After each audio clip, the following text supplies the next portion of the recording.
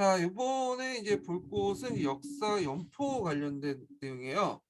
그래서 이제 역사 연표 볼게요. 역사 연표는 제가 여기 표시한 것도 기출 표시한 거 보시면 알겠지만 시험 문제에 한 4번 정도 나왔어요. 예, 그 95년도에 나왔고 11년도, 21년도, 14년도 이렇게 이제 한 4번 정도 나왔거든요. 그래서 자주 나오는 곳이에요. 역사 연표하고 그다음에 그 뒤에 있는 그 역사 지도는 이렇게 쌍으로 자주 나오는 부분이기 때문에 시험 문제 공부할 때 꼭 그 외워두셔야 돼요. 이 부분요. 자, 일단은 이제 그 연표의 정의는 보면 역사적 사실과 사건은 시간의 흐름에 따라 체계적으로 변한 표다. 유형에는 종합연표가 있죠. 그래서 특정 분야를 가리지 않고 중요한 역사 사실이 일어난 시점을 다 표시하는 거야. 예, 우리가 흔히 보는 그 연표들, 교과서 뒷면에 적혀 있는 연표들 이런 것들이 종합연표고요. 그 다음에 이제 특정 분야의 연표가 있어. 분야별 연표가 있어요. 그래서 정치, 경제, 산업, 문화, 예술 등등 어떤 특정한 영역의 역사적 흐름을 보여줄 수 있는 연표가 분야별 연표예요. 그래서 이 분야별 연표는 여러분들 임용 기출 풀면 그 한국사회 한 문제에 나온 적이 있어요. 정도전 아시죠? 정도전. 이 정도전의 일대기 연표로 해갖고 한번 문제식으로 나왔잖아요. 이런 것도 일종의 분야별 연표다 이렇게 보시면 될 것 같아요. 그 다음에 사회기능 연표는 뭐 교통, 통신 뭐 이런 연표도 있거나 발명 어떤 것들이 물건이 만들어진 연표도 있고, 그다음에 문제 연표는 이제 특정한 사건에서 주제만 모아놓은 연표가 있고요. 그다음에 11년 기출문제에 나왔던 연표가 단원 연표예요. 자, 이 단원연표 유용한 점 외워두셔야죠. 대개 보면 단원연표 교과서 펴보시면 해당 단원, 그러니까 대단원이나 중단원에 이렇게 비슷한 이제 단원이 있어요. 그래갖고 이제 그 미리 이 단원을 보여주면서 내용을 파악할 수 있도록 만들어요. 학생들이 어, 학생들이 중요한 내용을 파악할 수 있도록 만든다. 그 학생들에게 보여주면서 이게 못하네요. 예. 보여주면서 학생들에게 중요한 내용을 미리 파악할 수 있도록 한다라는 거죠. 그 다음에 이제 그 단원에서 단원 역사 사실했다 연표 내용이 분야별 연표가 될 수도 있고요. 사회 기능 연표도 될 수 있다. 유용한 점 외워두시면 될 것 같고. 근데 문제점은 이게 이제 연표가 있어도 그냥 넘어가잖아요. 그래서 안 보고 넘어가는 경우가 많기 때문에 되게 소홀하게 다루기 쉽다 이렇게 보시면 돼요. 자, 그래서 유형에 나눠서 이제 이렇게 종합연표, 분야별 연표, 단원연표 등등이 나와 있고 구성 형식에 따라 또 연표를 나눠요. 자, 그래서 이제 해설연표가 있어. 해설연표는 역사적 사건의 발생 시기 및 그 사건의 내용을 포함하고 있고요. 해당 사건에 선수된 책에 쪽수 제시하면서 그 당시 이제 연표와 본문 내용을 유기적으로 연결시키는 그 학습 효과를 줄 수 있다. 연표가 있으면 연표의 몇 페이지 몇 페이지 보면 그 책 내용 관련된 내용이 있다. 뭐 이런 식으로 이제 이게 해설 연표죠. 예. 자, 그 다음에 이제 연표책이 있어. 그러니까 연표책은 그 보통 이제 연표 같은 경우에는 부록이나 그 다음에 책 속에 연표도 있죠. 근데 그 자체가 연표예요. 하나의 책으로 구성돼 있어. 그래서 역사 수업에 참고자로서 이용 가능하고 역사를 가르치는데 굉장히 큰 도움이 될 수 있다. 예. 자, 그 다음에 이제 연표 활용 방법에 따라 또 건말연포, 단원연포, 연포책 제작, 백연포 이렇게 이제 있는데, 자 여기에서 이제 눈여겨볼 게 뭐냐면 백연포예요. 요번 작년에 기출문제였죠. 재작년이죠. 21년이니까. 자, 그 백연포는 백지도 아시죠? 백지도는 지도에 아무것도 그려지지 않고 그 거기 이제 학생들이 채워나가는 거잖아요. 마찬가지로 연표도 연포의 어떤 전체 틀만 제시하고 있고 거길 그 내용을 학생들이 채우게 하는 거야. 예. 그래서 이걸 통해서 이제 역사 사실의 중요성을 판단하고 그 이유를 생각하면서 역사 사고를 육성할 수 있다. 그래서 백연포의 유용성인가 예전에 한번 시험 문제 나왔죠. 그래서 그때 역사 사고 육성 예전에도 말했지만 모르면 그냥 우리가 이제 중앙집권 왕권가처럼 그냥 역사 사고 육성 그렇게 쓰시면 돼요. 예, 그러면 거의 반은 맞춰요. 예, 확률적으로. 그다음 백연포를 이용해서 정리용이나 형성평가로 사용할 수 있다. 그래서 역사적 사실의 관련성을 정리하는 데 효과적이다. 이것도 유용성이죠. 그 다음에 이제 나의연표, 가계연표. 네, 이거는 이제 학생들이 직접 제시하는 건데, 요거 예전에 한번 기출문제 나왔어요. 14년 기출문제 나왔던 거예요. 그래서 그 예문은 이제 제가 녹색책에 있는 내용인데, 나를 중심으로 해갖고 가정의 역사와 국가의 역사의 변화 과정, 또는 국가의 역사가 가정과 나한테 미친 영향, 이런 것들을 이제 조사를 해가지고 연표를 제작을 하는 거예요. 그래서 이제 요 예문이 있고요. 그러면 나의 연표, 가계의 연표는 어떤 그 학습의 효용점이 있는가? 이거 예전에 시험 문제 나왔죠. 이거 외워두세요. 자, 사회 변화가 자신이나 가정에 어떤 영향을 줬는지 생각해 볼 수 있는 계기를 마련했다. 사회와 자신의 삶에 중요하다고 생각하는 사건을 선택하는 과정에서 판단력, 사회의식, 자의식을 육성할 수 있다. 뭐 이렇게 있는데, 사회 변화가 자신이나 가정에 어떤 영향을 줬는지 생각해 보는 계기를 마련할 수 있다. 이렇게 있는데, 근데 그 연표를 볼 때는 전혀 뭐 그 생각을 볼 여지가 없어요. 예. 예를 들어갖고 만약에 그렇게 나오면 이제 녹색책에 있는 내용에서 그냥 발췌해 놓은 건데, 11월 27일 IF 구제가 있었다. 그래서 우리 아버지가 실직을 했다. 그래서 나는 제대로 교육을 못 받았다. 뭐 이런 식으로 나오면 좀 생각할 여지가 있겠죠. 근데 뭐 국가는 이렇게 해놓고 이거 아무것도 없어. 이게 왜 그런지 모르겠는데 뭔가 이제 있어야지 뭐가 많이 되는 거잖아요. 예. 자, 학교 연표는 그 학교 내부 변화, 기업과 사회 환경, 교육 정책 등 학교에 어떤 영향을 미쳤는지 생각해 볼 수 있다. 뭐 교장 교관 선생님이 왔더니 학교 분위기가 좀 달라졌다.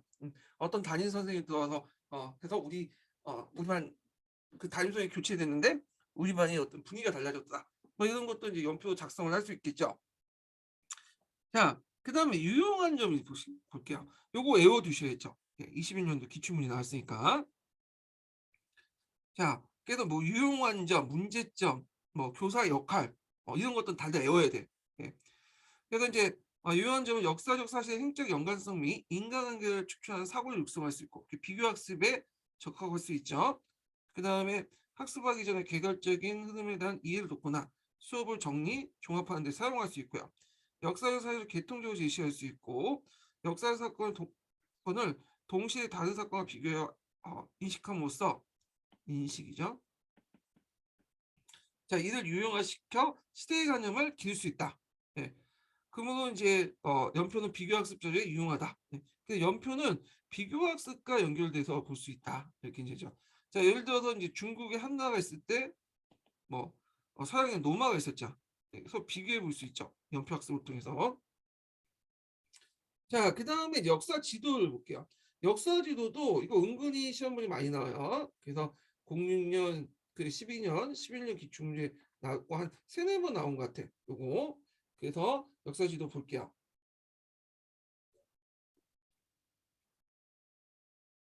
자, 역사 지도의 개념을 보면 역사 지도는 역사적 사실 하나의 평면 위에 창조적이고 종합적으로 어, 담아서 인간 생의 역사적 시간적 변화를 구조적으로 제시한 것이 역사 지도다. 그러면 지도라는 게 역사 지도만 있었던 게 아니죠. 지지도 있죠. 우리가 통상 지도 지도하면 역사 지도를 연상하는 게 아니라 지지도를 연상하잖아요. 예. 그러면 역사 지도와 지지도가 어떤 차이점이 있냐? 이거도 좀 기억을 해주셔야 되는데 예전에 객관식 기출 문제에 관련된 문제들이 나왔어요. 녹색책에 있는 내용이죠. 자, 지리지도부터 볼게요. 지리지도는 자연지와 인문지도 성격이 있어요. 두 가지 동시에 성격이 있는데 역사지도는 인문지적 성격이 되게 강해요. 네. 그리고 자연지도 역시 사용 시에는 인간 생활에 미치는 부분만 한정돼서 사용되고 그래서 상대적으로 볼 때 인문지적 역할이 성격이 더 강하다. 그 다음에 역사지도 같은 경우에는 주로 일정한 시간이나 상당 기간을 지속적으로 사실 공간적으로 표현하죠. 한 공간에 다 표현해. 그러니까 우리가 이제 그 한국사 교과서 보시면 그 고려시대 때 지방행정 정비 관련된 내용도 있죠. 성종 때부터 목조, 현종 쭉 있잖아요. 그 내용을 한 지도에 담잖아. 예. 그래서 뭐 사도보, 12모, 12모 오도 양계제 등의 각각의 시기마다 다르지만 하나의 지도에 담잖아요. 예. 근데 자연지리는 이렇게 담을 수 없어. 자연지리는 그 주로 공간적 상황을 제시하는 일부 시간의 변화를 담고 있어도 주로 이제 특정 시점의 사회 현상들을 제시해요. 예. 자연지도. 그래서 대표 중에 GPS 같은 경우에 이제 그 보면 여기 뭐 내가 GPS는 내비게이션 딱 보면 내비게이션 같은 경우에도 그 일종의 지지도 하나죠. 그래서 우리가 차를 탈 때도 이렇게 하는데 내비게이션이 뭐 그 안에 이제 내비가 뭐 여러 그 60년대, 70년대, 80년대부터 그 이런 지형들 다 담으면 우리가 차를 타고 찾아갈 수가 없잖아요. 그래서 특정한 시점에 어떤 지형을 이렇게 담죠. 그래서 그것도 계속 업그레이드 하잖아요. 예, 그래서 뭐 건물이 세웠거나 길이 만들어지면 또 업그레이드하고 그런데 자 지휘질의 특징 중에 그게 하나야. 특정한 시점의 사회 현상을 제시한다는 거. 자 역사 지도는 인문지리적 성격을 갖고 있기 때문에 되게 그런 지도제작자의 주관적 판단이 개입이 많아요. 그 역사사를 전달하는 것보다는 해석하고 편집하는 그런 과정에서 지도 제작에 주관적인 그 판단이 개입이 많이 들어간다. 이렇게 기억을 해주시면 될 것 같고요. 그 다음에 이제 그, 그 지휘지도는 원래 있는 그대로 표현하는 게 있죠. 예, 그리고 이제 지형도 같은 것도 이제 있고 최대한 어떤 그 역사 만든 사람의 어떤 주관적인 내용들을 배제하는 그런 것들이 있죠. 예. 그래서 이런 차이점이 있다는 걸 좀 기억을 해두시고 역사 지도와 지휘의 차이점 요거 예전에 기출문이 나왔기 때문에 외워두시고요. 자, 그 다음에 역사 지도 출처 측면에서 이제 또 역사 지도 쭉 나눌 수 있는데 요 중에 하나가 백지도예요. 아까 이제 얘기했던 백연포 나왔다고 했죠. 그 백지도 백연포하고 백지도는 비슷하죠. 백지는 지도 그려놓고 그 안전히 비도가 이제 채워져 있는 게 아니라 그 어, 지도를 학생이 채워주는 거죠. 그래서 그걸 통해서 이제 학생들이 결과를 정하거나 그 평가용어 과제를 제시할 때 백지도를 활용하여 필요한 정보를 써주어 학생들이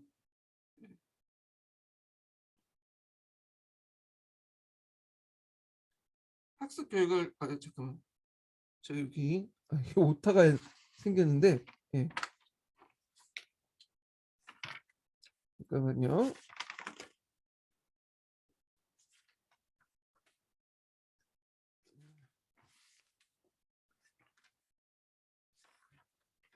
이들 제가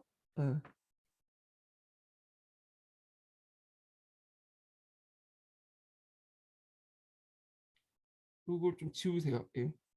평가용어 과제 제시를 할 때 그 당시 백지도를 표현한 정보를 써주어 특정 주제의 역사지도를 완성케 하는 데 이용할 수 있다. 이렇게 평가용어로 그 만약 이용할 수 있다. 이렇게 이제 보시면 될 것 같아요. 이건 제가 나중에 다시 정리해서 밑에 수정란에 달아놓을게요. 이 내용은요. 예. 자, 그 다음에 스케치 지도인데 스케치 지도는 예전에 시험 문제 나왔어요. 예전에 객관식 기출 문제 나왔거든요. 스케치 지도는 이제 여러분들 뭐 최태 선생님 강의 들으면 지도 판서 되게 잘하잖아요. 지도를. 예. 그러니까 간단하게 그리는 거야. 한반도 이렇게 그릴 때 의시고. 예. 제가 엉망이 스케치 지도가 잘 안 되는데 자, 하여튼 교사가 수업 중에 학생들에게 이해를 돕기 위해 칠판에 간단하게 그리는 뭐냐면 지도를 얘기한다. 유용한 점은 자, 수업 내용을 관련하여 꼭 알아야 할 정보이며 핵심 정보죠. 학생들의 관심을 끌 수 있기 때문에 의외로 높은 결과를 볼 수 있다. 학생들이 이렇게 쓰시면 돼요. 못하네요. 예. 그래서 이제 요거 꼭 기억을 해두시고 스케치는 한번 예전에 기출문에 나왔기 때문에 언제가 또 한번 나올 수가 있어요. 그래서 이 스케치도 관련된 내용들 좀 파악을 해두시는 게 좋을 것 같아요. 예. 자, 그 다음에 이제 역사지도 활용을 볼게요. 자, 역사지도 활용 관련된 내용은 예전에 시험 문제에 좀 나왔죠. 이거 2번 정도 나왔을 거야. 06년도하고 12년도에 기출문제 나왔던 거거든요. 자, 그 내용을 보면요.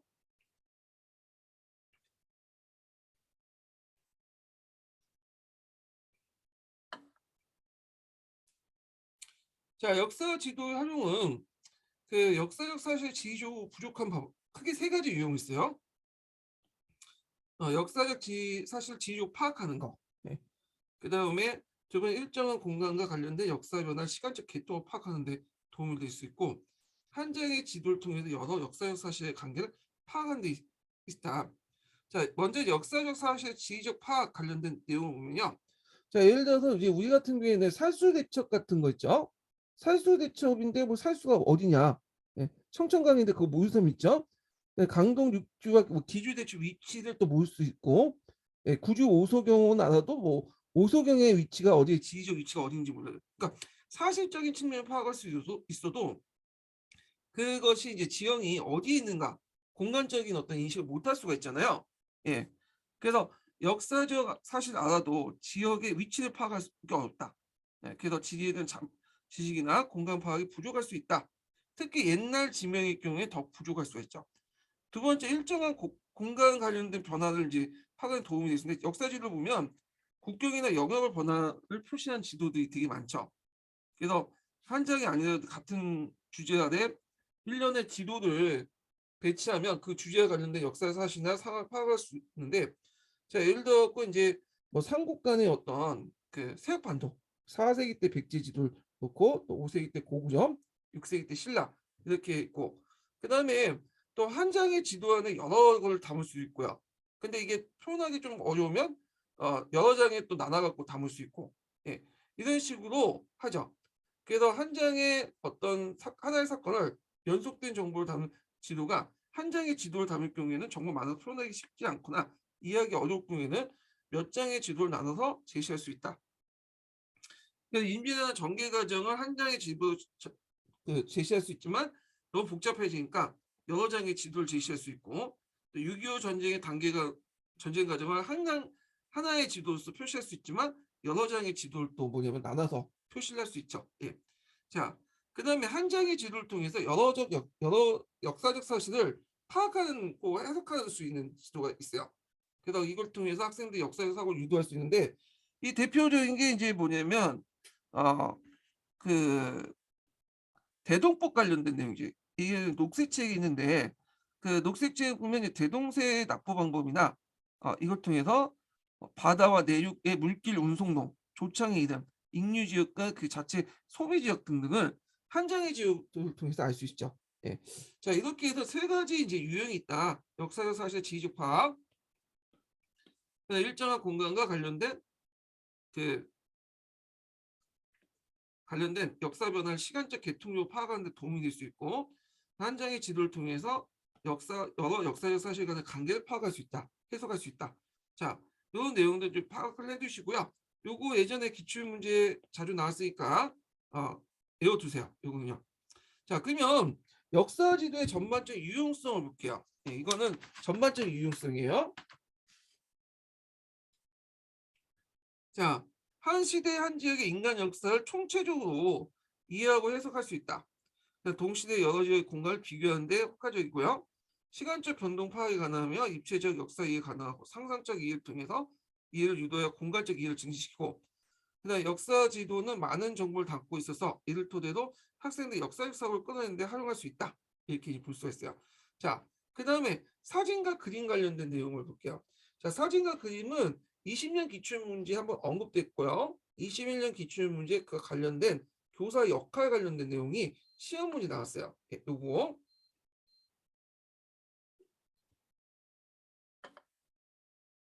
자, 사진하고 이제 그림은 역사적 사료로서나 또 자료로서 이제 많이 이용을 했는데, 자, 사진은 역사적 사실이 일어났던 당시의 상황을 그대로 전달하죠.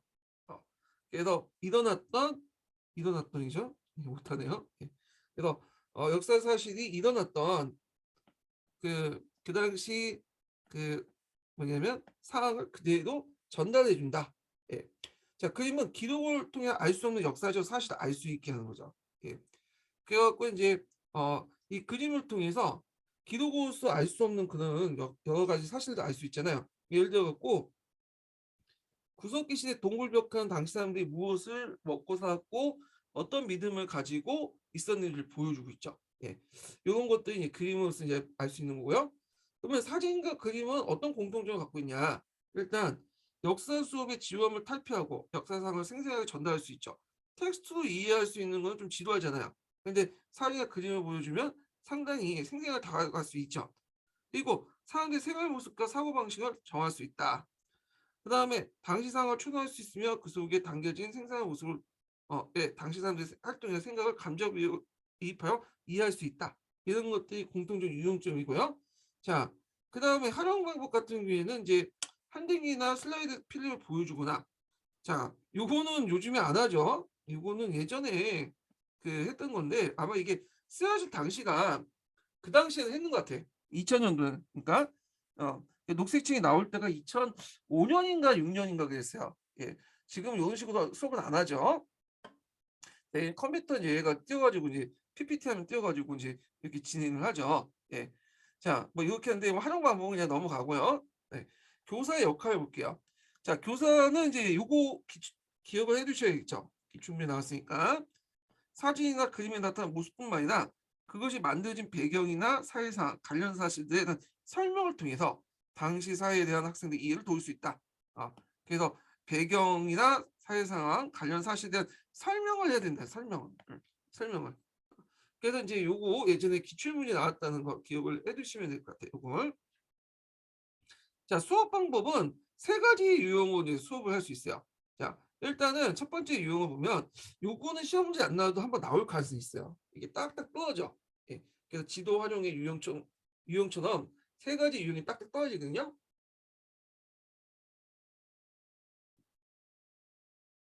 자, 첫 번째는 뭐냐면 학생들은 적극적으로 창의적 사고를 유도할 수 있다. 자, 이 당시 예를 들어 김홍도의 서당도를 보고 조선의 신문지 붕괴 모습이나 당시의 교육 방식 등의 다양한 모습들을 재해석할 수 있고요. 두 번째, 이제 학생들이 스스로 역사를 만들어서 역사를 이해하는데 사진이나 그림을 활용할 수 있다. 사진이나 그림을 보여주고 그걸 통해 알 수 있는 역사 사실에 대한 이야기를 만들어 볼 수가 있고요. 스토리텔링을 할 수 있죠. 역사 해석이나 역사 상상력, 표현력이 이제 효과적이다는 거. 그 다음에 이제 거꾸로 어 거꾸로 이제 뭐냐면 텍스트를 주어지고 사료를 주어지고 그걸 보고 나서 뭐냐면 그림을 이제 뭐냐면 제작을 하는 거죠. 사진이나 그림을. 그러니 거꾸로야 그거는. 예. 그래서 초기 국가의 생활 모습을 담은 삼국지 위지 한전의 기록을 보여주고 이를 바탕으로 이제 당시 사회 모습을 그리게 한다든지 자, 그림 역서나 만화 같은 형식으로 그림을 그리게 하는 방식이야. 이 방식이요. 그래서 이제 이렇게 해서 유용한 점은 자료로 나타난 내용과 자신이 알고 있는 역사 사실을 종합할 수 있고 정리해서 효과적 표현 방식을 모색할 수 있다. 예. 그래서 이제 학생들은 과거 사람들의 생활 모습을 이해하고 역사를 자신의 관점에 해석할 수 있다. 이렇게 세 가지 유형이 있고요. 그리고 이제 그 세 가지 유형 중에 각각의 장점, 두 번째 유형과 세 번째 유형의 장점들을 외워주세요. 이렇게. 여기 니은이 장점이죠. 예. 그래서 저는 두 번째 유형과 세 번째 유형 나올 수 있을 거라고 보고 있어요. 제가 이거 관련된 모의고사를 그림과 함께 만들었거든요. 찾아서 보세요. 이거는 말려보는 것보다는 좀 약간 문제 풀면서 이제 이렇게 찾아보면서 공부를 하시는 게 좋을 것 같아요. 자, 그 다음에 이제 역사 교재 소재로 넘어갈게요. 자, 역사 교재로서 이제 소재로서 이제 그 역사 자료들 관련된 내용들인데 요거 이제 첫 번째 지역사 관련된 내용이에요. 지역사. 자, 지역사인데 이 지역사는 예전에 한번 시험에 나왔죠. 이게 두 번 나왔어. 92년도에 나왔고 그다음에 19년도에 나왔는데 주로 향토사가 나왔어요. 지역사 중에. 예. 그래서 지역사는 크게 세 가지로 나누죠. 이 녹색책 기준에 의하면 향토사가 있고요. 그다음에 지방사가 있고요. 그다음에 지역사가 있어요. 요때 지역사는 여기 큰 범위의 지역사라면 여기 지역사는 작은 범위의 지역사예요. 네. 이렇게 세 가지로 나눈다. 네. 그중에 향토사 관련된 내용이 시험 문제 나왔으니까 요거 기억을 해주시고요. 자, 향토사 먼저 볼게요. 자, 지역사 중에 향토사는 자신이 태어나거나 생활하고 있는 교장을 의미한다. 그죠? 그래서 자신의 삶과 밀접한 관련 있는 공동체 역사를 이제 향토사라고 하는 향토사. 그리고 내가 이제 서울에 떴으면 서울 주변의 역사를 향토사가 되겠죠. 예. 내가 지금 양주에 살고 있는데 양주 주변의 역사를 또 향토사라고 하죠. 그래서 그 지역의 예양심을 바탕으로 하는 역사가 향토사예요. 향토사. 자, 그러면 이 향토사를 통해서 지역사를 접근하는 사람들의 입장을 보면, 자, 역사 연구와 교육은 주체적 관점을 이해하고 해석하며 역사의 전개가 능동적으로 참여해서 정통, 독자성, 고유성을 관심 있죠. 그 역사의 자기 주변의 역사에 대해서 나름대로 그 예양심을 가지고 능동적으로 참여해서 그 지역의 정통이나 독자성, 고유성을 관심 있죠. 이때 독자성, 고유성이라는 건 중앙과 별개로 그 지역의 역사를 얘기해요. 자, 그래서 국가 중심의 역사는 지역의 역사를 국가사에 종속시켜 전락을 했다. 그렇기 때문에 향토사를 강조하죠. 이걸 통해서 정통, 독자성, 고유성을 통해서 이런 것들을 막을 수 있다. 그런 거야. 그래서 예양심을 통해서, 아니, 향토사를 통해서 이런 것을 막을 수 있다는 거, 종속적 전락된 것을. 자, 근데 문제는 요가 이렇게 하다 보니까 자기 객관화가 어려워. 그래서 자기 지역이나 정통의 고유성을 강조하는 객관적 역사 인식을 어렵게 한다. 그리고 자기 미화에 오는다. 이때 자기면 자기 지역의 미화를 할 수 있다는 거죠. 예. 그래서 예전에 한번 이 항토사 관련된 문제들이 나왔다는 거. 그래서 그때 이제 19년도 기출문제 나올 때 요걸 막기 위해서 좀 약간 비교사적 관점도 필요하다 이렇게 나왔더라고요. 비교학습 관련된 내용과 연결시켜 나왔어. 다른 지역에 비교를 해야 합니다. 뭐 이런 식으로. 자, 그래서 이 항토사 관련된 내용이 시험 문제에 나왔고요. 자, 그 다음에 지방사를 보죠. 지방사는 향토사와 더 반대야. 향토사는 자기 지역에 대해서 다음 예찰을 가지고 능동적으로 이제 어떤 우리 지역의 그 공통성이나 독자성이나 고유성을 관심을 갖잖아요. 지방사는 그 일종의 국가사 일부로 지역사를 보는 거야. 네. 그래서 중앙사 대비하는 입장이죠. 그래서 중앙과 대비하는 지방의 역사 이렇게 되는 거죠. 자, 그래서 이제 지역의 역사를 역사 일반의 관점으로 제3자적 입장에서 실증적, 객관적, 합리적 연구하고 국가의 제도, 정책, 행정 등이 각 지역의 역사에 미치는 것을 인식을 하는 거죠. 그래서 국가사 틀 속에서 지역의 역사에 관심하고 국가나 다른 지역의 역사가 해당 지역의 역사에 영향을 미치는지도 주목한다. 그래서 나름대로 좀 객관화된 역사죠. 예, 근데 문제점은 이렇게 이제 그 지방사 측면에서는 그 지역사를 접근할 경우에는 국가사나 중앙의 역사의 병방이라는 역사라는 사실을 인식하게 되고 중앙사나 국가사의 변화에 종속될 수 있다는 거. 지역의 역사를 변화시킨 주체로서 지역 사람들의 역할을 무시할 수 있다. 그러니까 항토사 반대라고 보시면 돼요. 예, 항토사 반대. 자, 지역사는 뭐냐? 지역사는 앞에서 언급했던 향토사와 그래서 지방사를 플러스 시킨 거야. 지역사가. 그래서 항토사의 장점과 지방사의 장점, 네, 단점을 서로 상쇄시키고 주고. 그래서 이제 지역사는 그 향토와 지방사에 비해 지휘적 행정적 성격이 강해요. 그래서 상당히 가치 중립적인 어떤 성격이 강하다. 그래서 종속적인 지방 문화가 아니라 주체적인 문화, 또 주관적인 문화가 아니라 객관적인 문화. 그래서 향토사의 주관적인과 그 다음에 그 지방사의 객관적인 걸 서로 합쳐놨다. 그래서 이제 지역사의 어떤 종합적 과학적 연구를 통해서 사회발전 법칙을 구명했다. 그리고 이제 여기 보면 외향성과 정통성 역사 연구를 통했다. 외향성이라는 것은 자기 지역뿐만 아니라 다른 지역 고려해서 연구하는 거죠. 그래서 이거는 지방사의 특징이죠. 정통성이라는 것은 아까 언급한 것처럼 향토사죠. 이런 특징들 두 가지 장점을 합쳐놨다. 그래서 민중의 주체적 입장에서 역사를 바라보며 지역사, 국가, 세계사를 통일적 관점에서 인식을 했다. 이렇게 보시면 될 것 같아요. 자, 문제점이 있어. 이건 어떤 문제점이냐? 그러면 이런 식으로 지역사를 이제 지역사 관점에서 접근하면 어떤 문제점이냐? 자, 역사 일반의 관점은 별로 없다. 역사도 관점도 그렇게 뭐냐면 지방사와 향토사를 플러스 시켜놓은 건데 무슨 차이가 있냐? 지역사는 게. 그 다음에 원래 제국주의 국가의 정책수나 지역사를 연구했다. 식민지 역사요. 예를 들어 갖고 예전에 그 영국이 인도를 지배했잖아요. 우리나라가 일본이 우리나라를 지배했고 그때 영국과 일본이 우리는 지역사를 연구했어. 인도 지역사. 우리나라 조선의 지역사. 왜 우리나라 역사와 영국이 왜 인도사를 연구하고 일본 우리나라 역사를 연구했겠어요? 효과적으로 지배를 하기 위한 거죠. 그 역사, 그 식민지 역사를 알면서 그때 지역사라는 이름을 썼어. 왜냐하면 일본이나 영국 입장에는 얘는 국가가 아니잖아요. 인도나 우리나라 한 지역에 불과한 거죠. 그러다 보니까 지역사라는 말은 그 후에 이제 다른 의미에 쓰이겠지만 계속 지역사 하면 제국주의 국가들이 예전에 그 자기들이 어떤 식민지 역사를 연구할 때 지역사라는 명칭을 붙인 것 같이 붙인 게 계속 남아있기 때문에 그런 그 정서들이 계속 남아있기 때문에 부정적 인식을 할 수 있다는 거죠. 예. 자, 하여튼 이렇게 해서 이제 그 향토사, 지방사, 지역사 이런 것들 좀 기억을 해두시고 예전에 향토사 나왔으니까 여기 향토사에 초점 맞춰서 보시면 될 것 같아요. 자, 그러면 지역사가 아까 치면 이제 여기 이제 가서 작은 범위 지역사에 들어와서 자, 지역사를 할 때 이제 문제는 지리적 행정적 공간을 맞춰서 해야 된다고 하잖아요. 예. 그러면 이 지역사 할 때 이 지리적 행정적인 것들을 어떻게 정할 것이냐. 지역 범주를 정하는 게 문제죠. 예. 그래서 이제 이런 것도 이제 어떤 기준에 따라서 분류할 수 있는데 뭐 행정구역에 따라 지금 현재 행정구역에 따라서 분류할 수도 있고요.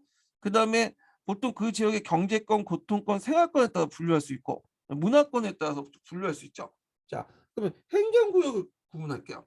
자, 행정구역이 이제 이건 되게 명확해. 예를 들어 보면 서울 역사, 서울시 딱 행정구역 펼쳐놓고 하면 되잖아. 그다음에 양주시 역사, 양주의 어떤 행정구역을 펼쳐놓고 하고 있죠. 그래서 이게 지역 범주가 되게 명확해요. 근데 문제는 이게 이제 또 현재 교육과정에 적용되고 문제는 행정구역 현재 기준에서 구분된 반에서 지역사는 과거의 지역 개념이죠. 자, 예를 들어서 제가 양주에 살고 있거든요. 양주의 부심이 되게 강해요. 양주. 요걸 이제 설명하기 위해서 양주의 역사를 좀 얘기를 해야 되는데 양주는 이제 고려시대 때 그 시대부터 행정구역이었죠. 양주가 예전에 되게 컸어요. 고려시 양주 보니까 양주 목이라고 해갖고 오늘날 뭐 의정부, 동두천, 양주, 남양주, 그다음에 서울 북부권까지 오늘날 한양이라고 하는 그 지역까지 다 고려시대 양주목이었어요. 양주목. 예. 근데 현대에 들어와서 양주라는 곳은 어디요?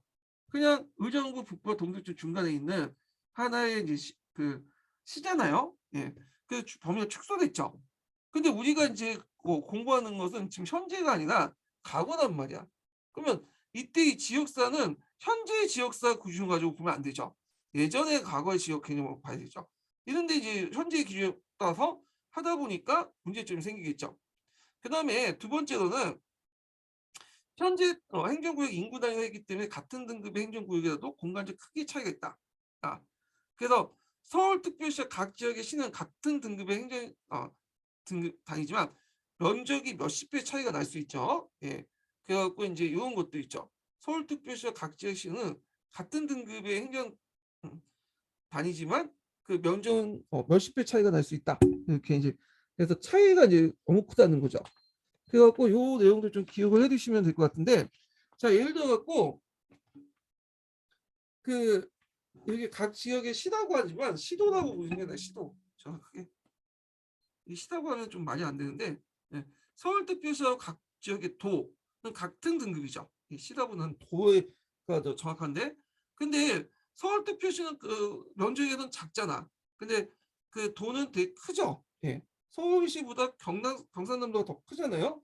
그런 지역적인 차이가 훨씬 더 크다는 거, 공간적 크기가. 예.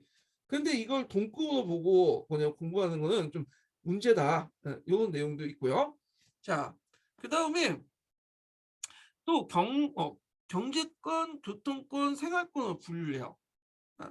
그래서 이제 지역사의 거리보다는 접근성 가지고 이제 얘기를 한 거야. 그래서 교통권, 생활권 결정에 큰 영향을 미치는데, 자, 그래서 경제권, 교통권, 생활권에 따라서 이렇게 분류할 수 있다.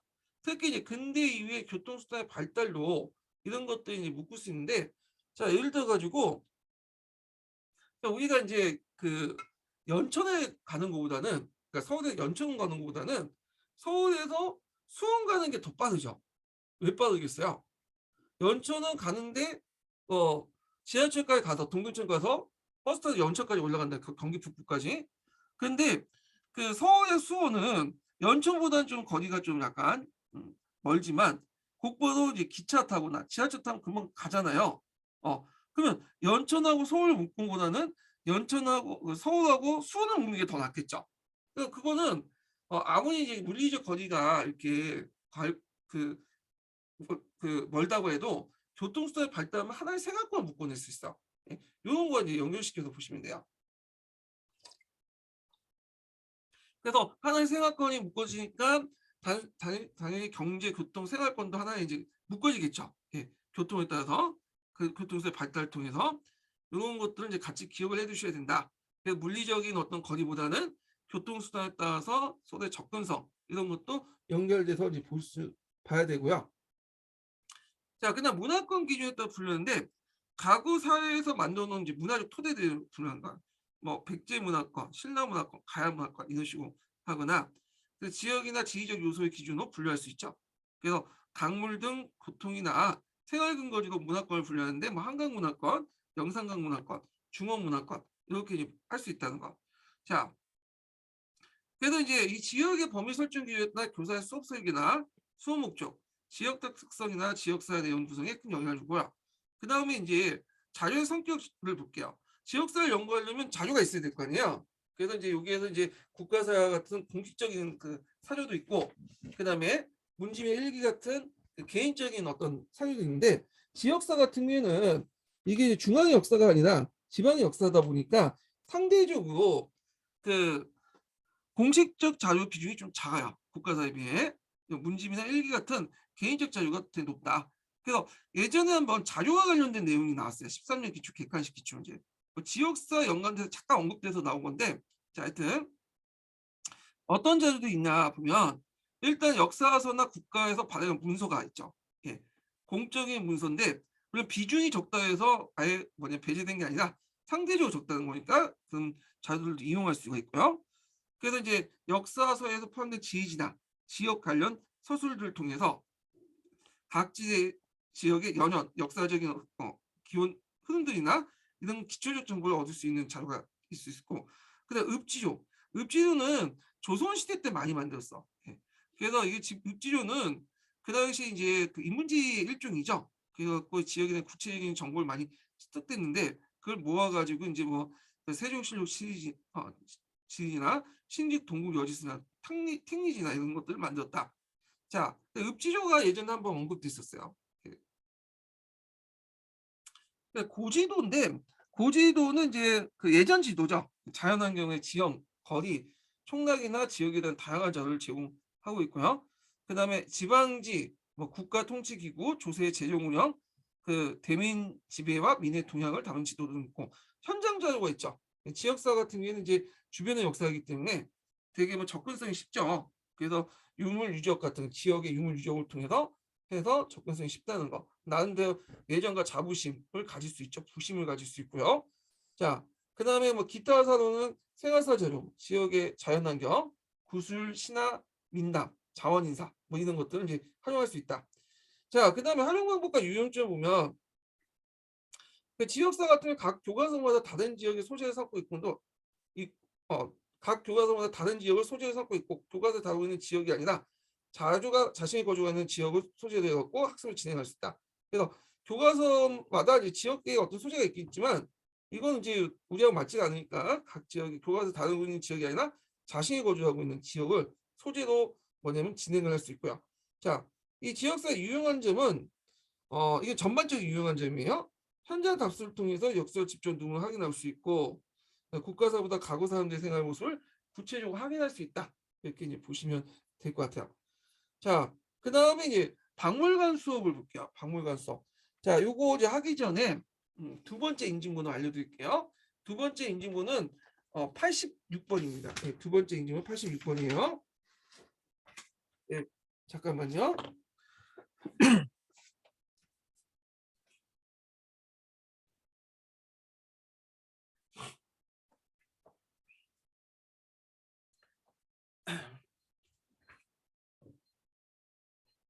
자, 박물관 수업 같은 경우에는 이제 현장 수업으로 많이 이용되죠. 그래서 현장 학습하고 연결되어 있는데 이게 예전에 한번 14년도에 기출문제 나왔어요. 13년도 기출문제. 그래서 이제 그 밑에 위에 이제 박물관과 박물관 종류 뭐 각자 보시고 그 밑에 3번만 볼게요. 박물관 3번만. 자, 보통 이제 현장학습 같은 경우에는 이제 사적지를 가거나 직접 박물관을 활용하는 방법인데 현재 정규 수업 시간에 이런 걸 하기 어렵죠. 그러다 보니까 주로 이제 체험학습이나 수학여행, 뭐 특별활동 이런 활동을 하는데 그 역사 수업에 어떻게 활용하고 있냐. 자, 일단은 전시문이나 유적에 대한 설명문 역사학습을 활용하거나 그다음 학예연구사나 전문가나 교사의 설명, 특히 이제 그 사적지나 박물관 가보면 그 전문적 연구하는 학예사들이 있잖아요. 예. 그분들 이제 말씀을 듣거나 그다음에 이제 그 박물관에 가면 체험 수업이 있어요. 예, 도자기 만들거나 자기가 원시인이 한번 돼 보거나 자 이런 걸 통해서 이제 역사를 생생하게 이해할 수 있는 거죠. 자 수업 계획 요거 외워 두셔야죠. 수업 계획은 그 과제 형태로 이제 활용할 수 있는데요. 일단 첫 번째는 그 먼저 사적지나 박물관을 가기 전에 먼저 그 사전 지식 학습하거나 그 구체적인 계획을 구상을 하게 되죠. 그리고 이제 그 가기 전에 과제를 이제 제공해 줘야 돼. 예. 그래서 사전에 과제를 주고 그리고 박물관이나 현장 경험을 통해 그 과제를 해결하도록 했는데 요때 주의할 것은 추상적인 포괄한 과제를 제시하고는 구체적인 문제 해결을 제시해야 돼요. 그래서 어떤 식으로 이거는 뭐 현장 학습뿐만 아니라 어디든 뭐 주제 학습이든 어떤 뭐 여러 가지 학습 형태든 그 과제를 제시할 때는 구체적으로 제시해 줘야 된다. 예. 그래서 뭐뭐 알아보자, 뭐 도자기 알아보자. 그런 식으로 제시하면 돼요. 왜냐면 도자기에 대해서 알아보자. 고려 도자기, 고려자기에 대해서 알아보자면 애들이 그냥 인터넷 가서 이제 뭐냐면 복사를 해버리면 되죠. 예. 그래서 이런 것들은 이제 피하고 구체적으로 제시해야 돼. 뭐 고려자기의 형태나 빛깔, 무늬가 어떤 거에서 하는데 뭐 무늬는 어떤 특징이 있고 뭐 이런 식으로 구체적으로 제시를 해야지 애들이 뺏기지 못해요. 예. 자, 그래서 구체적으로 제시해야 된다. 예. 자, 그다음에 특정 주제를 다루고 있는 전문 박물관일 경우에는 수업 지도에 따라서 그 주제와 관련된 과제를 제시한다. 자, 여기서 전문 박물관이 뭐냐? 예, 이거는 그 위에 있어요. 예, 그래서 보통 종합박물관은 뭐 국립종합박물관처럼 모든 분야의 자료를 다 모아놓은 박물관이죠. 근데 전문 박물관은 한 분야의 박물관이야. 그래서 뭐 역사박물관, 그다음에 그 과학박물관, 철도박물관, 화폐박물관, 뭐 이 등등등 이런 것들인데 역사박물관은 이제 그 아니라 역사 속에서 민속박물관, 뭐 민족박물관 이런 것도 있어요. 민속, 뭐 전쟁사박물관 이런 것들. 예. 그래서 그 종합박물관 역사의 모든 것들 전시한 공간이고 박물관이고 그 중에 이제 전문박물관은 한 부분만 한다. 그래서 전쟁사, 뭐 사회사, 그 다음에 그 과학 그런 박물관 등등등 이런 것들 이제 한다는 것 좀 기억을 해주시면 되고요. 자, 현장학습의 장점은 간접 경험보다 역사를 생생하게 이해할 수 있다는 거. 자, 유적과 유물 등을 통해서 역사 사실을 이해할 수 있고 과제 해결, 보고서 작성, 사전 사후 조사, 역사 사실 과제 해결이나 보고서 작성, 사전 사후 조사를 통해서 역사 사실을 주체적으로 이해할 수 있다. 요거 외워두세요. 이것도 예전에 한번 쓰고 시험에 나왔죠. 예. 자, 그 다음에 이제 시사 자료를 볼게요. 시사 자료. 예. NI라고 있죠. 그래서 뉴스페이퍼 인 에듀케이션 해갖고 그 당시 이제 시사 자료, 신문이나 잡지나 이런 걸 통해서 그 당시 그 역사를 공부하는 그런 교육 방법인데 주로 이제 역사 신문 같은 그런 거죠. 예, 역사 뒤에 있고. 그래서 이런 그 시사 자료 신문을 많이 이용해요. 신문을. 예, 언론 같은 그 신문들을 많이 이용하고 요즘에는 신문 잘 안 보죠. 그래서 이제 뭐 그 요즘에는 유튜브라든지 동영상 자료, 뭐 TV 뉴스라는 거 이런 것들 이제 하거나 다큐멘터리 뭐 그런 것도 이제 포함될 수 있는데 하여튼 이런 언론을 통해서 이제 뭐냐면 뉴스 그 할 수 있는 방법이 뭐냐면 이런 뉴스페이퍼 인 에듀케이션 NI죠. 예. 그 주로 신문과 관련된 내용들인데 뭐 예전 그는 위에 NI가 좀 많이 나올 수 있는데 요즘마다 아까 신문이 안 읽기 때문에 나올 가능성이 없기는 한데 일단은 요거는 외워두세요. 그냥 기본적으로. 근데 기출은 안 나왔어요. 요거는요. 예. 그래서 이렇게 있고 요거 뭐 각자 보세요. 예. 그래서 이제 역사 수업에 이제 활용한 방법과 유용한 점들 보면 일단 신문이나 방송에 나오는 역사 관련 사실들을 수업의 보조자료로 활용할 수 있죠. 그래서 이걸 통해 자료들을 수업 내용이 풍부하게 주고 교과서나 다른 역사책에 나오지 않는 내용을 전달을 통해서 새로운 견해와 관점을 제공해 줄 수 있다. 그러니까 시사 자료를 통해서 학습 과정을 해결할 수 있음으로써 학생들 스스로 그 수입하고 경험하고 수업에서 배운 내용이나 사회 관심의 대상이 될 수 있는 학생들은 스스로 자료 수집하고 경험하고 수업에서 배운 내용이 사회도 관심의 대상이 될 수 있다는 걸 알게 해주고요. 그 다음에 시사성이 된 문제를 다루는 계기 수업에 이용할 수 있죠. 특별 수업 같은 것들에 이용할 수 있고요. 그래서 이걸 통해서 학생들의 자료를 수집하고 발표와 토론하는 과정에서 역사에 대해서 알 수 있으며 역사와 오늘날 사회관계에 대한 자신의 관점을 가질 수 있고요. 자료 수집의 내용을 기를 수 있으며 쟁점의 핵심을 파악하고 자신의 주장을 논리적으로 연기하는 훈련을 통해 토론 능력을 키우거나 사회 문제에 관심을 가지고 적극적으로 참여하는 자세를 가질 수 있다. 자, 거기 이제 그 역사 수업의 활용 문제점을 보면 계획에 따라 진행된 수업의 내용과 관련된 시사자를 구하기가 힘들고요. 계기 수업을 할 경우에는 본 수업의 연속성이 중단되는 문제가 있으며 왜 쭉 나가다 뭐 독도 문제 터지면 거기 하고 간도 문제 또 하고 뭐 동국공주만 관련된 문제 하면 하고 근데 여기다 본 수업도 있는데 또 학생들이 그것까지 하다 보면 수업에 부담을 가중시킬 수 있다는 거. 그 다음에 이제 하나의 견해의 역사적 해석을 역사 사실처럼 인식하거나 사실이 아닌 것을 사실처럼 알게 되는 우려가 있다. 이런 것도 있다는 거. 그래서 이제 교수 학습 방법은 시사자를 수업할 때는 교사도 보도 내용의 진실성과 정확성을 정확히 알아야 된다. 왜냐하면 이 요즘에 신문이라든지 뭐 유튜브 내용이라든지 뉴스라든지 다 이게 뭐예요? 네. 페이크가 많잖아. 그러니까 이런 거를 팩트를 검증해야겠죠. 팩트 체크를 해갖고 검증을 해야 되고, 자 신빙성 있는 것이라도 그 내용을 그대로 수업에 이용하기보다는 좀 다른 관점을 가지고 있는 자료를 종합적으로 제시하는 것도 좋다. 네. 그래서 이제 뭐 시사 자료 관련된 내용이 있는데 나올 것 같긴 한데 지금까지 기초에는 뭐 그렇게 나오진 않았어요. 근데 약간 나올 가능성이 있긴 한데 기초에는 안 나왔다는 거. 자, 그 다음에 대중 역사서와 역사 교양문을 이제 좀 볼게요. 대중 역사서와 역사 교양문.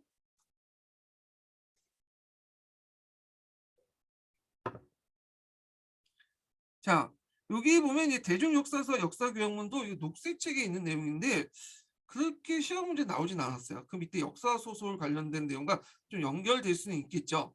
예. 그래서 이제 있는데 한번 볼게요. 자, 수업 활용 보면 역사 교양문이 수업 시간에 그 학생들이 해야 할 특정 주제를 다룰 경우에 주교재를 삼을 수 있다는 거. 자, 학습해야 할 학생활인가 학습이죠. 역사 교양에 이제 교양문이 수업 시간 학습해야 할 특정 주제를 다루는 것일 경우에는 주교재를 삼을 수 있고요. 그 다음에 방송 내용을 신청하고 그 내용에 대해 토론하거나 방송 신청 전후에 교사가 그에 대한 보충 설명하는 방식을 한다는 거. 장점 보면 자 이게 이제 주로 이제 교양문 자체가 이제 동양성이나 이런 것들을 보여주잖아요. 다큐멘터리나 이런 것들. 그러다 보니까 생생하게 이제 볼 수가 있죠. 구체적이고. 어려운 역사 사건이나 측면들을 구체적으로 생생하게 다루고 있어서 역사 교육에 그 뭐냐면 이용하면 이거 왜 이렇게 못하 많아? 예. 이용하면 역사에 대한 흥미와 학습 효과를 높일 수 있다는 거. 그래서 이제 그 밑에 관련된 내용을 보면 수업 내용과 관련 있는 대중 역사서의 생활사 부분을 펼쳐서 읽기 자료 학생들이 배우거나 탐구 자료로 활용할 수 있고요. 자, 그 다음에 이번 특집 다큐멘터리를 적당히 엮어서 학생들에게 보여주면 역사적 사실을 이해하는 데 큰 도움을 줄 수 있다. 예. 그 관련 내용이 있죠. 뭐 뗀석기, 간석기, 청동기 등 도구를 어떻게 만들고 사용하는지를 설명할 때 사진을 이용하는 것보다는 관련 교양물, 역사 그 다큐멘터리를 보여주면 효과적일 수 있죠. 그래서 이걸 통해서 어려운 역사의 사건이나 측면들을 구체적으로 생생하게 이해할 수 있다는 거죠. 자, 그 다음에 문제점 및 지도 방안을 볼게요. 자, 여기 방송 시간이 길어짐에 따라 교사는 학생들 상호작용이나 학습들 학습을 통제하기 어렵기 때문에 수동적으로 음, 전략할 수가 있죠. 그래서 그냥 다큐멘터리 보여주고 그냥 학생들이 그냥 보는 거잖아요. 예. 그러면 능동적인 어떤 학생 활동을 할 수 없잖아요. 자, 그래서 대개분 이제 이렇게 다큐멘터리 보여줄 때는 뭐 60분짜리 다큐멘터리 하면 다 보여주는 게 아니라 그 편집해서 10분 정도 핵심적인 내용들만 편집해 갖고 보여주는 거죠. 그래야지만 학생들이 지루하지 않고 또 흥미를 또 느낄 수가 있죠. 그래서 적절한 주제와 프로그램의 선택과 편집으로 학생들 흥미를 높일 수 있다. 이렇게 있고요. 그다음에 이제 또 너무 흥미 위주 내용을 구성하면 올바른 역사의식에 우려를 줄 수 있죠. 그러니까 흥미를 높이지만 내용에 크게 벗어나지 않은 범위에서 해야지 너무 흥미 위주로 구성하면 또 문제다. 적당히 해라. 예, 그 내용이죠. 자, 그래서 이제 세계사 내용을 다룰 때도 역사 사실은 관심을 끌기 위한 흥미 위주와 자극적인 접근을 하는 경우가 많은데 이럴 경우에는 보충 설명을 추가해 학생들 비판적 사고하여 자신의 눈으로 역사를 해석할 수도 유도해야 된다. 그래서 흥미 위주와 자극적인 것보다는 어, 접근할 경우에는 이런 비판적 사고를 해야 된다. 왜냐하면 다큐멘터리 자체가 그 대중을 상대하는 거기 때문에 되게 좀 흥미 위주고 자극적인 것들이 되게 많거든요. 역사적 사실 중에 좀 가장되고 그런 것들만 이제 보여줘. 네, 자극적인 것들만. 그래서 이제 이런 걸 이용할 때는 학생들이 비판적 사고를 해야 된다. 네. 그래서 나름대로 역사적 해석을 할 수 있는 눈을 키워야 된다. 이렇게 했는데 이 비판적인 시청 관련된 내용이 예전에 기출문에 나왔어요. 그러니까 여기 대중 역사에서 역사 교양문에서 나온 게 아니라 예전에 파란책에서 그 동영상 관련된 내용을 할 때 시청각 내용을 할 때 나왔어요. 관련된 내용이 비판적인 내용을 해야 된다라는 거 좀 기억을 해주시면 될 것 같아요. 예. 그래서 요거 내용을 이제 파악을 해주시고요. 자, 그 다음에 이제 역사 소설을 볼게요. 역사 소설. 역사 소설.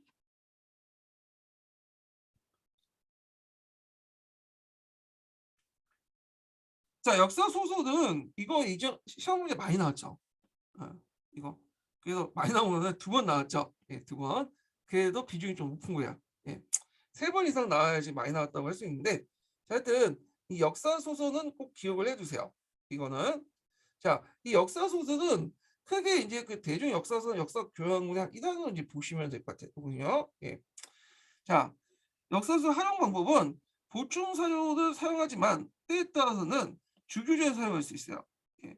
그래서 이제 이렇게 있고 그 다음에 이제 주로 그 특정 계층이나 직업을 가진 사람을 다룬 역사 소설을 발췌하거나 드라마 이건 역사 소설과 드라마가 이제 내용이 들어가 있어요. 이 녹색책 기준을 이제 그 정리하다 보니까 그렇게 되는데 하여튼 드라마 여러 장면을 보여주고 인물이나 집단의 사회적 성격을 추론하는 수업이 또 가능하다는 거. 자, 유용한 점. 자, 유용한 점 예전에 기출문에 나왔죠. 역사 소설을 이제 할 때는 사용할 때 어떤 유용한 점이 있나? 학생 이해층 위해 써라 뭐 이런 내용이 예전에 시험문에 나왔어요. 그래서 역사를 보다 생생하게 느끼고 상상하게 함으로써 역사에 대한 흥미와 관심을 유도하고 감정이입적 공감적 이해를 불러일으킬 수 있다. 예. 두 번째로는 등장인물의 활동과 활동, 생각, 감정을 구체적으로 묘사할 수 있고, 예, 띄어쓰기가 이렇게 그 다음에 지배층 위에 다양한 계층의 생활을 구체적으로 알 수 있게 한다. 당시의 사회를 어떤 시각을 바라보면서 대처하면서 살아가는지 느낄 수 있게 한다. 이런 것들이 이제 유용한 점이고요. 자, 유의점. 유의점도 꼭 기억을 해 두셔야겠죠. 이것도 기출에 2번이 나왔어. 자, 첫 번째 역사 소설 내용은 되게 이제 학생이 그대의 역사 사실을 받아들이지 않도록 한다. 왜냐하면 허구가 많죠. 예, 사실을 기반으로 했지만 허구적 내용이 많기 때문에 그걸 그대로 받아들이면 안 된다고 안 되는 거고요. 두 번째로는 수준에 맞는 걸 고르고 지나치게 허구적 내용을 담고 있는 작품을 배제해야 된다는 거. 예. 그러니까 교사가 지적하거나 보충 설명을 제시를 해서 그런 것도 있고 그 다음에 이제 역사적 배경에 대한 역사 사건이나 상황에 대한 사전 학습하면서 작품에 대한 학생들의 이해를 형성에 큰 도움을 줘야 된다. 요거 기억을 해두시고요. 요 관련된 모의고사 제가 많이 만들어놨으니까 문제 풀면서 한번 익히세요. 예, 요거는 그냥 암기를 해주시면 돼요. 유용한 점하고 그다음에 유의점 암기해 두시고 특히 유의점 내용을 정확하게 기억을 해두세요. 요거는 그 밑에 4번과 5번 있는데 요거 더 할게요. 예. 자, 하여튼 있고 그다음에 이제 과거인의 감정과 느낌을 그대로 살려 현재 언어를 번역하고 학생들 이해 수준에 맞게 편집을 해야 되고요. 허구성이 강한 것이 많기 때문에 객관성에 대한 유의를 해야 되며 역사적 사실과 다른 내용을 지적하거나 보충 설명을 해야 된다. 뭐 이런 내용도 있어요. 자, 그다음에 이제 역사 영화를 볼게요. 역사 영화. 역사 영화도 시험 문제 지금까지 한 문제도 안 나왔거든요. 그래서 이게 나올 가능성이 없긴 하는데 어떻게 될지 모르니까 일단은 볼게요.